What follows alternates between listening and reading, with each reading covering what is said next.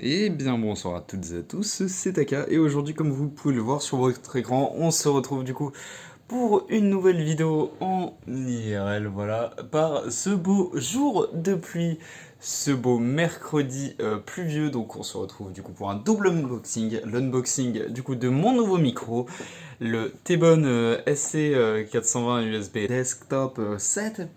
Et le bras de micro, du coup, un bras de micro de chez Tonor, voilà, regardez celui-là pour la référence. Je vous mettrai de toute manière toutes les références dans la description, donc voilà. Le micro, si vous voulez un peu les références, mettez pause, voilà. Donc le micro m'a coûté 50 euros, enfin 60 euros du coup. Et la perche m'a coûté, je l'ai acheté 31 euros. Mais du coup, alors, il faut savoir, enfin pour ceux qui connaissent la chaîne, vous savez que du coup avant j'utilisais le Logitech G Pro X, enfin le micro de mon G Pro X. Je vous mettrai des extraits audio ou regardez sur la chaîne, de toute façon toutes les vidéos sont tournées avec le micro du G Pro X. Et je me suis dit bah pourquoi pas passer plutôt sur un micro un peu plus qualitatif et un peu plus professionnel. Et du coup passer sur un micro USB et un pied. Je me suis dit, je voulais acheter à la base le Bird du M1 qui est aux alentours de 60-70 euros, mais vu les comparatifs, je me suis dit que c'était plus intéressant d'acheter celui-ci. Déjà parce que, comme vous pouvez le voir, voilà, il est livré comme ceci. Je vous tease un peu, mais il y a une petite mallette très qualitative, voilà. Et je me suis dit, bah pourquoi pas l'essayer parce qu'il n'y a pas spécialement beaucoup d'essais du coup en France de ce micro. Du coup, je me suis dit, bah pourquoi pas le faire. Et avec, je me suis dit, autant prendre une bonne perche de micro dès le début. Je voulais pas prendre la Rode PS1 parce qu'elle coûtait un peu cher, mais voilà, j'ai pris la petite Tonor. Donc, dans la boîte du coup de la perche, il y a le bras articulé, du coup, voilà, comme ceci. Il y a un petit filtre anti-pop, du coup voilà, qui permet de réduire les peu, les se, les lettres un peu qui font des bruits. Une petite bonnette au vent, voilà, comme ceci. Il y a la presse, du coup, pour la fixer au bureau, un peu, on va dire comme ceci, du coup, et la fixer. Et il y a ceci, je me rappelle plus trop de ce que c'est, mais on va retrouver. Donc, ensuite, on va passer au micro.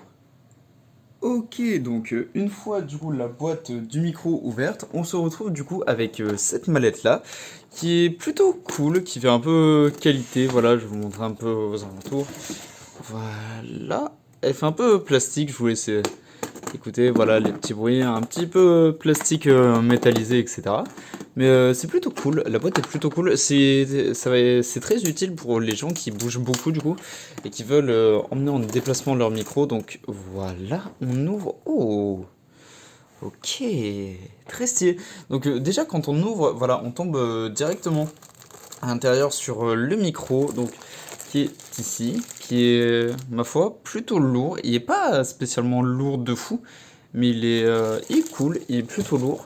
Donc une araignée donc, qui permet de réduire les vibrations du coup quand on tape sur le bureau ou quoi, ou quand on écrit ou quoi.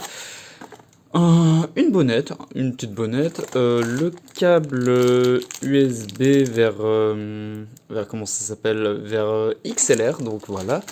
Ça, je sais plus que... Ah oui, si, je sais ce que c'est. Et ensuite, quand on ouvre, voilà, on tombe sur le petit micro de... Enfin, sur le petit truc de chez T-Bone. Le filtre anti-pop. Bah super, ça m'en fera deux. Yes, je vais pouvoir faire une collection de filtres anti-pop. Trop bien. Et on tombe sur ça. Du coup, sur... Attendez, le socle. Oh putain. Ah ouais. Ah ouais, un socle en métal, du coup, mais qui est très très lourd. Genre, no fake, il est giga lourd. Du coup, qui est censé se poser, enfin, qui est censé pouvoir se poser du coup comme ceci, voilà. Mais moi, comme vous le savez, du coup, je joue du coup en ayant le clavier juste là, du coup, et la souris là, donc c'était pas possible. J'ai pas l'espace, du coup, c'est pour ça que j'ai préféré passer sur une petite perche. Ok, donc une fois le micro déballé, voilà, il est comme ceci. Il est très très beau. D'ailleurs, voilà, il y a un petit bouton mute du coup sur le truc. Moi, je sais que j'aime bien cette option parce que justement sur mon G Pro X, j'avais le même truc sur une commande vocale, mais du coup sur au niveau du casque, regardez, voilà, c'était ici du coup, c'était ça, ça mutait du coup le son du casque. Et là, c'est sur un bouton. C'est cool. Il y a un petit retour son, du coup, voilà, on peut mettre notre retour son si on a un écouteur ou un casque qui se branche en filaire. C'est cool, il est comme ceci, à l'intérieur, voilà, c'est... Attendez, voilà, c'est comme ceci. C'est cool, le micro est très très beau par contre, hein. Il fait très très premium, très qualité, il fait pas faux plastique de merde, il est très très beau. Donc on va le brancher, etc. Et revenons-en du coup par rapport aux câbles. Les câbles du coup c'est comme ça, c'est un du coup micro USB du coup que je brancherai sûrement à l'arrière du PC ou quoi, vers du coup le XLR comme ceci et du coup qui se branche, attendez, voilà, on tape un peu dans la perche, qui se branche, attendez, voilà, regardez, qui se branche comme ceci, attendez, voilà, qui se branche juste comme ceci, du coup ça fait comme ça. C'est plutôt cool, donc on se retrouve pour la suite. Ok, donc on est quelques jours plus tard, j'ai eu le temps de mieux installer tout ce qui est micro, etc. Donc on se retrouve actuellement du coup pour le test audio que j'avais dit dans le début de la vidéo, donc le test audio du T-Bone, le SC420 USB. Je l'ai juste branché comme ça, il n'y a actuellement aucune modification, aucun filtre, aucune dénaturation de la voix ou quoi. Il est juste posé du coup sur la perche, vous voyez à peu près à quelle distance il est de ma bouche, je l'ai juste un peu décalé comme ça. Il est juste posé sur une perche avec juste le filtre anti-pop. Donc ensuite, on testera sans filtre anti-pop et du coup avec la bonnette qui est fournie. Donc on va juste lire un petit texte qui s'appelle Le corbeau et le renard. Je pense que tout le monde connaît. Le corbeau et le renard. L'histoire. Maître corbeau, sur un arbre perché, tenait en son bec un fromage. Maître renard, par l'odeur alléchée, lui tint à peu près ce langage. Eh bonjour, monsieur du corbeau, que vous êtes joli, que vous semblez beau.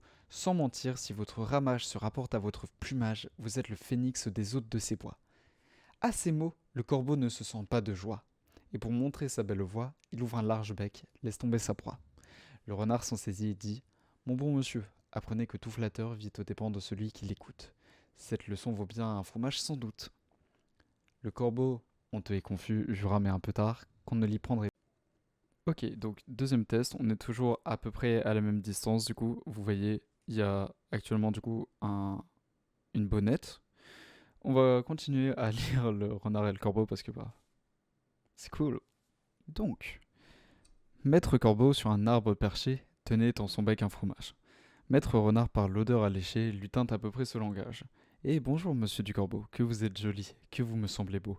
Sans mentir, si votre ramage se rapporte à votre plumage, vous êtes le phénix des hôtes de ces bois. À ces mots, le corbeau ne se sent pas de joie. Et pour montrer sa belle voix, il ouvre un large bec, laisse tomber sa proie. Le renard s'en saisit et dit Mon bon monsieur, apprenez que tout flatteur vit aux dépens de celui qui l'écoute. Cette leçon vaut bien un fromage sans doute. Le corbeau, honteux et confus, jura mais un peu tard que l'on n'y prendrait plus.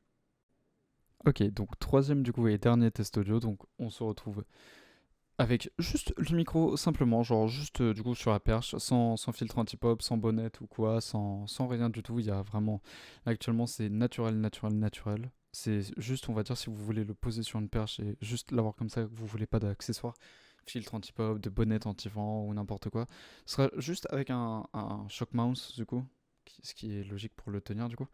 Mais c'est tout. Donc, on va, on va se retrouver du coup pour le corbeau et le renard. Maître corbeau, sur un arbre perché, tenait en son bec un fromage. Maître renard, par l'odeur alléchée, lui tint à peu près ce langage. Eh bonjour, monsieur du corbeau, que vous êtes joli, que vous me semblez beau. Sans mentir, si votre ramage se rapporte à votre plumage, vous êtes le phénix des hôtes de ces bois. À ces mots, le corbeau ne se sent pas de joie, et pour montrer sa belle voix, il ouvre un large bec, laisse tomber sa proie. Le renard s'en saisit et dit Mon bon monsieur, apprenez que tout flatteur vit aux dépens de celui qui l'écoute. Cette leçon vaut bien un fromage sans doute. Le corbeau, honteux et confus, jura un peu tard qu'on ne l'y prendrait plus. Bref, voilà du coup les tests audio, du coup comme j'ai dit, avec sans filtre, sans rien, juste avec des petits accessoires, juste des petits chocs mouse, petite bonnette anti-vent, petit filtre anti-pod. Donc n'hésitez pas à me dire dans l'espace commentaire du coup lequel pour vous est le préféré. Moi j'ai tendance à préférer quand même le filtre anti-pop parce que même si on parle très très proche en fait du micro, ça fait un effet très très rapproché, etc., que j'aime bien. Mais il faut être vraiment très très propre. Enfin, faut être vraiment très très proche du coup du micro. Et ça gâche un peu beaucoup de choses, je trouve. Ça gâche un peu le potentiel normal du micro.